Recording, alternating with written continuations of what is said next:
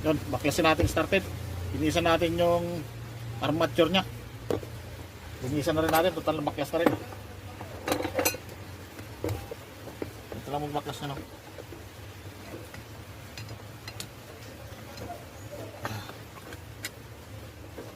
Yan. Tapos itong dalawang tornilyo din sa babaw. Maliliit lang ito na screw. Yan. Tanggalin mo rin yan para matanggal yung takip. Yan. Tapos itong dalawang tornilyo. Tapos pag salpak nito, may guide naman ito. Ayan o, guide. Yan mo rin ibabalik. Yan mo rin siya ilalagay mamaya para walang singaw.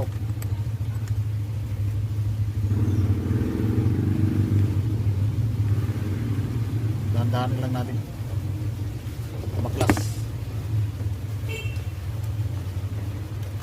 Yan.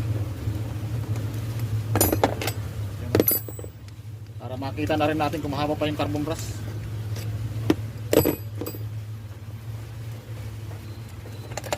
Yun, bunot na.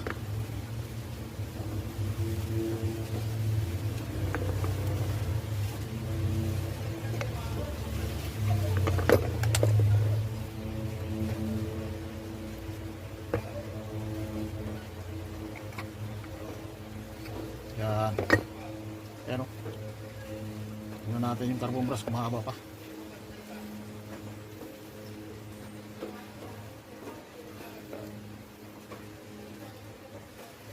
Push pa naman. Mahaba pa yung mga carbon brush. Pero linisan na natin.